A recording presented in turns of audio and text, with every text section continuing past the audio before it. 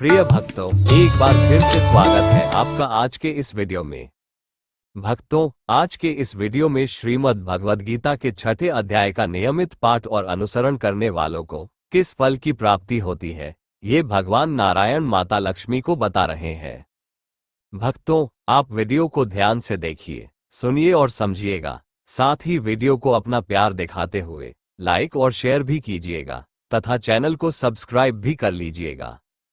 श्री भगवान कहते हैं कि हे सुमुखी, अब मैं 6ठे अध्याय का महात्म्य बतलाता हूँ, जिसे सुनने वाले मनुष्यों के लिए मुक्ति कर्तलगत हो जाती है और वह सभी दुखों से छुटकारा पाकर तेजोमय हो जाता है।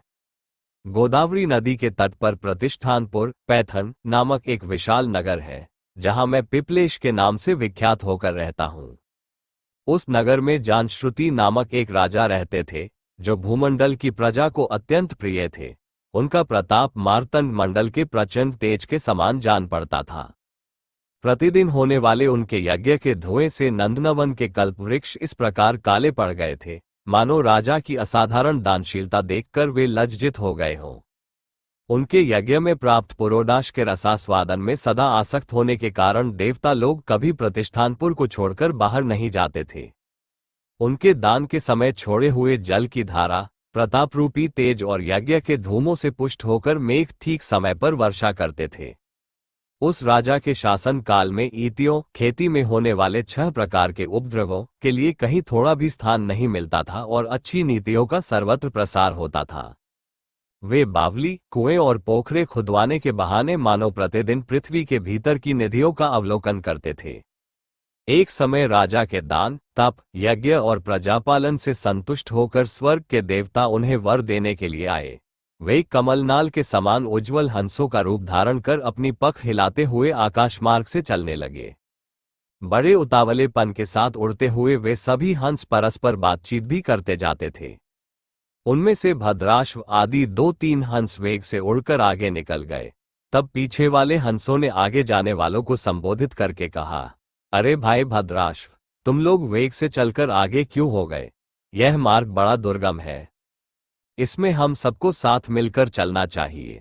क्या तुम्हें दिखाई नहीं देता? ये सामने ही पुण्यमूर्ति महाराज जानश्रुति का तेज पुंज अत्यंत स्पष्ट रूप से प्रकाशमान हो रहा है। उस तेज से भस्म होने की आशंका है, अतः सावधान होकर चलना चाहिए। तब पीछे वाले हंसों के ये वचन सुनकर आगे वाले हंस हंस पड़े और उच्च स्वर से उनकी बातों की अवहेलना करते हुए बोले, अरे भाई, क्या इस राजा जानश्रुति का तेज ब्रह्मवादी महात्मा रैक्व के तेज से भी अधिक तीव्र है? उस समय राजा जानश्रुति अपने महल के छत पर थे। हंसों की ये बातें सुनकर राजा जानश्रुति अपने ऊंचे महल की छत से उतर गए और सुखपूर्वक आसन पर विराजमान हो अपने सारथी को बुलाकर बोले, पता लगाओ कि महात्मा रैक्व कौन है। तुम जाओ और महात्मा रैक्व को विनम्रता पूर्वक यहाँ ले आओ। राजा का यह अमृत के समान वचन सुनकर मह नामक सारथी प्रसन्नता प्रकट करता हुआ नगर से बाहर निकला। सबसे पहले उसने मुक्तिदायिनी काशीपुरी की यात्रा की, जहां जगत के स्वामी भगवान विश्वनाथ मनुष्यों को उपदेश दिया करते हैं। उसके बाद वह गया क्षेत्र में पहुंचा, जहां प्रफुल्ल नेत्रोवाय भगवान गदाधर संपूर्ण लोगों का उद्धार करने के लिए निवास करते हैं। तदनंतर नाना तीर्थों में भ्रमण करता हुआ सारथी पापनाशिनी मथुरापुरी में गया। ये भगवान श्री कृष्ण का आदि स्थान है, जो परम महान तथा मोक्ष प्रदान कराने वाला है। वेद और शास्त्रों में वह तीर्थ त्रिभुवनपति भगवान गोविंद के अवतार स्थान के नाम से प्रसिद्ध है। नाना देवता और ब्रह्मर्षि उसका सेवन करते हैं। मथुरा नगर कालिंदी यमुना के किनारे शोभा पाता है। उसकी आकृति अर्धचंद्र के समान प्रतीत होती है। वो सब तीर्थों के निवास से परिपूर्ण है। परम आनंद प्रदान करने के कारण सुंदर प्रतीत होता है। गोवर्धन पर्वत होने से मथुरा मंडल की शोभा और भी बढ़ गई है। वो पवित्र वृक्षों और लताओं से आवृत है। उसमें 12 वन है, जो परम पुण्यमय है, सबको विश्राम देने वाले, श्रुतियों के सारभूत भगवान श्री कृष्ण की आधार भूमि है। तत्पश्चात मथुरा से पश्चिम और उत्तर दिशा की ओर बहुत दूर तक जाने पर सारथी को काश्मीर नामक नगर दिखाई दिया, जहां शंख के समान उज्ज्वल गगनचुंबी महलों की पंक्तियां भगवान शंकर के अट्टहास की शोभा पाती हैं। जहां ब्राह्मणों के शास्त्रीय आलाप सुनकर मूक मनुष्य भी सुंदर वाणी और पदों का उच्चारण करते हुए देवता के समान हो जाते हैं। जहां निरंतर होने वाले यज्ञ धूम से व्याप्त होने के कारण आकाश मंडल मेघों से धुलते रहने पर भी अपनी कालिमा नहीं छोड़ते। जहां उपाध्याय के पास आकर छात्र जन्मकालीन अभ्यास से ही संपूर्ण कलाएं स्वतः पढ़ लेते हैं, तथा जहां मणिकेश्वर नाम से प्रसिद्ध भगवान चंद्रशेखर देहधारियों को वरदान देने के लिए नित्य निवास करते हैं।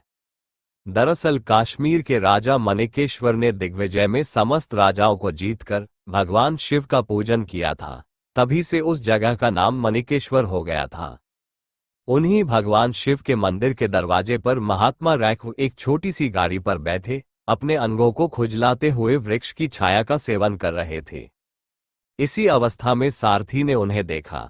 राजा के बताए हुए भिन्न भिन्न चिन्हों से उसने शीघ्र ही रैक्व को पहचान लिया और उनके चरणों में प्रणाम करके कहा, ब्राह्मण, आप किस स्थान पर रहते हैं?